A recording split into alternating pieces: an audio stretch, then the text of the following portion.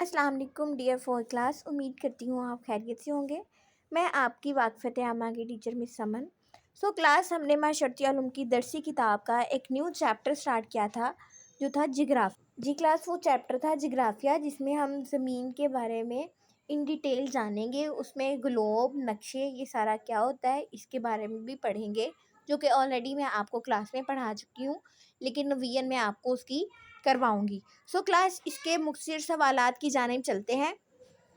तो जी क्लास, सफ़ा नंबर 76 पे आपके सबक जिग्राफिया के कुछ सवालात आपके सामने मौजूद हैं, जिसमें पहला था ग्लोब की तारीफ़ करें। ग्लोब की तारीफ़ करें। ऑलरेडी इसका एक मॉडल आपकी ही बुक के एक सफ़ा नंबर पे आपको दिखा चुकी हूँ।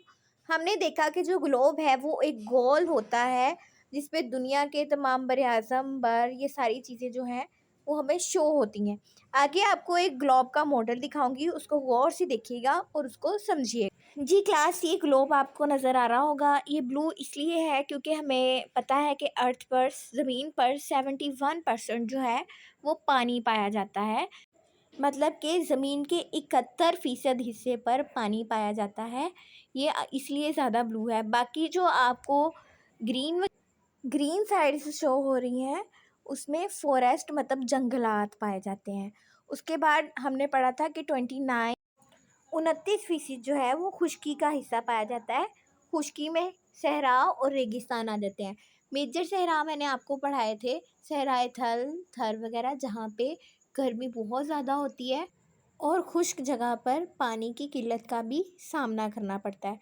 तो जी क्लास, इसमें दो मेजर पॉइंट्स है कि 71% जो है अर्थ पर पानी पाया जाता है और 29% जो है अर्थ पर हमारे पास खुश्क ज़मीन है। अगला सवाल है नक्शे की तारीफ़ करें। तो नक्शा हमने पढ़ा था, ये किताबी शक्ल में भी हो सकता है और ये किसी कागज़ी शक्ल में भी हो सकता है कि हम किसी भी जगह इसको इजीली कैरी करके लेके जा सकते हैं, अगर हमने किसी विजिटिंग एरिया के लिए जाना हो। ठीक है। अगला सवाल है नक्शे के लेजेंड का क्या फ़ायदा होता है। लेजेंड होता है इलामात। लेजेंड नक्शे में इस्तेमाल होने वाली इलामतों, रंगों और निशानात की वजाहत करता है। मतलब जो नक्शे में लेजेंड इस्तेमाल होता है, ये इलामात, रंगों और इनके निशानात की वजाहत करता है। ठीक है। उसके बाद है कुतुबनुमा क्या चीज़ होती है और इसका क्या फ़ायदा है। कुतुबनुमा एक ऐसा आला है जो सिमत मालूम करने के लिए इस्तेमाल होता है। मतलब यहाँ पे एक कुतुबनुमा आपको शो हो रहा होगा, ये किसी भी नॉर्थ, साउथ, ईस्ट, वेस्ट की जो डायरेक्शन है उसको शो करने के लिए इस्तेमाल किया जाता है। इसके बाद हमारा क्वेश्चन है बर-ए-आज़म क्या होता है, दुनिया में कितने बर-ए-आज़म हैं। तो इसका जवाब आपको पेज नंबर 51 पे मिलेगा, जो कि मैं ऑलरेडी आपको क्लास में करवा चुकी हूँ। तो जी क्लास, ये आपके सामने शो हो गया होगा। दुनिया में 7 बर-ए-आज़म हैं। बर का मतलब होता है खुश्क ज़मीन।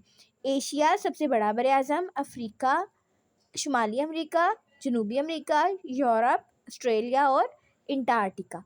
ठीक है। ये कितने बर-ए-आज़म है? 7 बर-ए-आज़म है और ये उनके नाम भी आप राइट करेंगे। नेक्स्ट क्वेश्चन इज के बहर किसे कहते हैं, नाम लिखें। इसका भी जवाब जो है आपको पेज नंबर 51 पर मिलेगा।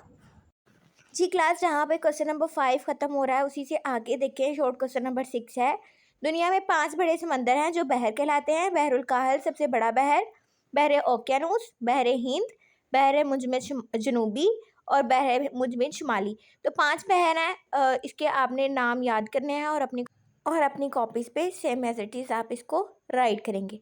क्लास, नेक्स्ट क्वेश्चन की तरफ चलते हैं। क्वेश्चन नंबर 7 है मंदरजा झेल इस्तिलाहात की तारीफ़ करें। सैलाब, मरदमशुमारी और ज़लज़ले। पहले देख लेते हैं सैलाब क्या होता है। इसका जवाब आपको सफ़ा नंबर 61 पे मिलेगा, 61 पे।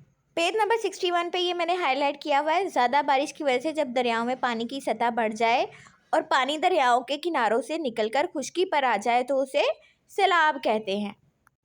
नेक्स्ट है मरदमशुमारी। इसका जवाब आपको सफ़ा नंबर 71 पे 71 पे मिलेगा।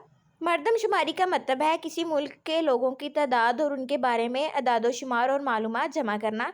मतलब एक ख़ानदान में, एक कुंबे में कितने लोग रह रहे हैं, कितने फैमिली के मेंबर्स हैं, उसके बारे में इंफॉर्मेशन इकट्ठे करना, ये मरदमशुमारी कहलाता है। जी क्लास, नेक्स्ट है ज़लज़ले। ज़लज़ले क्या होते हैं, इसका जवाब आपको मिलेगा सफ़ा नंबर 69 पे।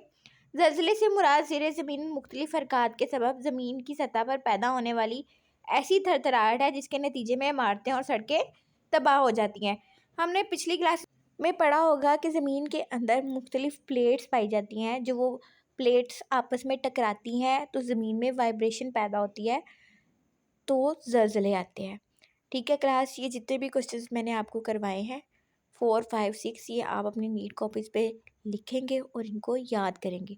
होप सो आज का लेक्चर आपको समझ आ गया होगा। अपना ख्याल रखिएगा। खुदा हाफिज़।